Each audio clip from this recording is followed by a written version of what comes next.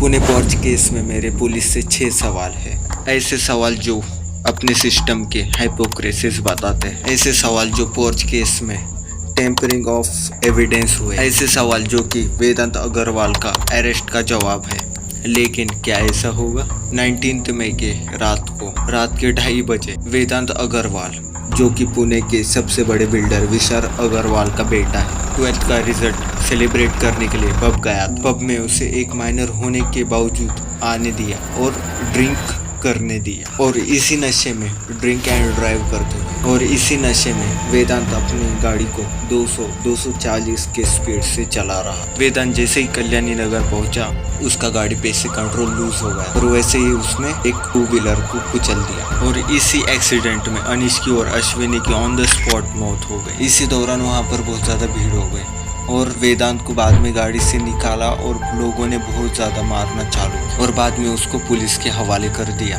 लेकिन here is the best part, इन दोनों को जान से मारने के बाद वेदांत को 15 घंटे के अंदर बेल मिल गई, सिर्फ 15 घंटे के अंदर। मेरा पहला सवाल आता है कि जैसे ही वेदांत को अरेस्ट कर लिया गया और एयरवाड़ा पुलिस स्टेशन के अंदर ले जाया गया, वहाँ पर जो विक्टिम था अनीश और अश्विनी, उनके साइड से उनका एक दोस्त कंप्लेंट रजिस्टर करने के लिए गया था। फिर उसने मीडिया को बताया कि वहाँ पर तो उल्टा ही हुआ था, वेदांत को छोड़ के विक्टिम के ही पेरेंट्स को ह्यूमिलिटी क्वेश्चन पूछे जा रहे थे पुलिस की तरफ से, और वहीं पर वेदांत को VIP ट्रीटमेंट मिली जा रही और उसे वहाँ पर पिज्जा खिलाया जा रहा था। दूसरा सवाल है कि वेदांत के 3 जुर्म, वो 18+ भी नहीं था, माइनर भी था, लेकिन पब में उसको शराब पीने कैसे दी गई, वो भी 45,000 की। हालांकि वो अंडर एज था, फिर भी उसने 240 की स्पीड से गाड़ी क्यों चलाई। और तीसरा जुर्म, उसने ड्रिंक एंड ड्राइव करके 2 लोगों की जान ले ली, और वेदांत को अपने एक्शंस के कॉन्सिक्वेंसेस भी पता थे। और ये एक्सीडेंट बस एक्सीडेंट नहीं है, ये कोल्ड ब्लडेड मर्डर है। फिर भी क्यों पुलिस ने IPC सेक्शन 304 की जगह IPC सेक्शन 304A बुक किया, जो कि ये कहता है कि परपेट्रेटर से ये क्राइम गलती से हो गया। देखो 304 लॉ जो है बहुत ज़्यादा स्ट्रिक्ट लॉ है, जिसमें कि 10 साल से ज़्यादा की सज़ा हो सकती है, और 304A में सिर्फ 2 साल की सज़ा हो सकती है। तीसरा सवाल, इस केस के लिए रातों रात एक MLA उस एरिया के पुलिस स्टेशन में चले गए, और ऐसा क्यों? और इसी की वजह से उनके ऊपर एलिगेशन लगने लगे, और इनके वजह से पुलिस के ऊपर प्रेशर पड़ने लगा, क्योंकि वो वेदांत के साथ लीन रहे। लेकिन इन्होंने तो एलिगेशन को डिनाई कर दिया, और इनके 15 मिनट पुलिस स्टेशन पहुंचने के बाद ही वेदांत को बेल मिल गई। लेकिन ये पॉसिबल कैसे हो सकता है? और दूसरे दिन ही न्यूज़ आती है कि वेदांत को 300 लीटर का ऐसे लिखना था, और वेदांत को कम्युनिटी पुलिस के साथ ट्रैफिक रूल में एनरोल करना पड़े, और बस इसको 300 लीटर का ऐसे ही लिखना था 2 लोगों की जान लेने के बाद। लेकिन इससे बड़ी तो सज़ा मेरे स्कूल में दी जाती थी, जब होमवर्क करके लाते नहीं थे हम।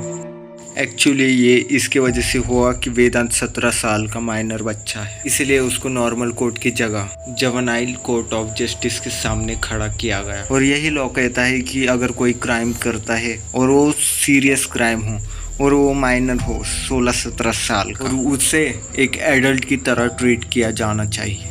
लेकिन वेदांत का केस रिप्रेजेंट कर रहे हैं एक सेलिब्रिटी लॉयर, जो कि प्रशांत पाटिल है, जिन्होंने जैकलिन को सुकेश वाले मैटर से और राज कुंद्रा को उनके एडल्ट वाले केस से रिप्रेजेंट किया था। सो आगे आप समझदार हो। हालांकि CCTV कैमरे में दिख भी रहा था कि वेदांत ड्रिंक करने लगा था, लेकिन पुलिस को तो उसके ब्लड सैंपल से कोई अल्कोहल नहीं दिखा, और मिलेगा भी कैसे? FIR तो सुबह में 8 बजे की गई थी, यानी कि एक्सीडेंट के 6 से 7 घंटे के बाद, और ऊपर से वेदांत को पिज्ज़ा खिलाया जा रहा था। और हम सबको पता है कि कार्ब्स अल्कोहल को रिड्यूस करते हैं। अब आता है मेरा छठा सवाल, जो कि सबसे इम्पोर्टेंट है, और ये अचानक से ना ट्विस्ट कर असली मजा तो अभी इसमें है। इसके अगले दिन तो एक न्यूज़ आती है कि वेदांत ड्राइविंग कर ही नहीं रहा। एक्सीडेंट के वक्त तो उनके ड्राइविंग सीट पर उनके ड्राइवर बैठे हुए थे। मतलब यार कुछ भी चल रहा है यहाँ पर। एक्सीडेंट के वक्त लोगों ने खुद देखा था कि वेदांत अकेला था और ड्राइवर वगैरह कोई भी नहीं था। वेदांत को पीटा भी गया। इसके बाद ऑफ कोर्स इनका ये सब ड्रामा देख के सोशल मीडिया पे प्रेशर बनने लगा, लोग इसके खिलाफ आवाज उठाने लग गए और तब जाकर पुलिस को एक्शन लेना ही पड़ गया। आज पुलिस ने उन हॉस्पिटल के दोनों भी डॉक्टर हरि को और डॉक्टर अजय को अरेस्ट कर लिया गया, क्योंकि डॉक्टर ने 3 लाख रुपए लेकर रिपोर्ट को बदल ही दिया। बेसिकली वेदांत को जब हॉस्पिटल ब्लड टेस्ट करने के लिए ले जाया गया था, डॉक्टर ने वेदांत के ब्लड को लेकर किसी और के ब्लड को, जिसमें कि अल्कोहल ना हो, उससे सैंपल को एक्सचेंज कर दिया। और जानते हो वो डॉक्टर अजय टावड़े कौन था? अब रिपोर्ट आ रही है, मेरे सुनील के बहुत ज़्यादा करीब थे और उस डॉक्टर की उस हॉस्पिटल में सुनील के ही रिकमेंडेशन से उसकी पोस्ट हुई थी। और देखो ये मैटर कितना सीरियसली चल रहा है और कितना डीप मीनिंग में चल रहा है, तो अच्छे से ध्यान से सुनना। मैं आसान करके और इजी लैंग्वेज में समझा। इसने उसके बाद वेदांत के पेरेंट्स और उनके दादा कहने लगे कि ड्राइवर को खुद के ऊपर ये इल्ज़ाम लेना पड़ेगा, चाहे कुछ भी हो। इसके बाद ड्राइवर को बहुत ज़्यादा ज़बरदस्ती करने लगे। इसलिए वेदांत के दादाजी और वेदांत के पापा को अरेस्ट कर लिया गया, जिन्होंने ऐसे लिखने बोला था वेदांत को जुवेनाइल कोर्ट। उन्होंने फिर से वेदांत को कस्टडी में लेने का ऑर्डर दे दिया। अब हो भी सकता है कि वेदांत फिर से कस्टडी में चला जाए। जब हम लोगों ने ये आवाज उठाई तब ये हो रहा है, but justice is the still not served.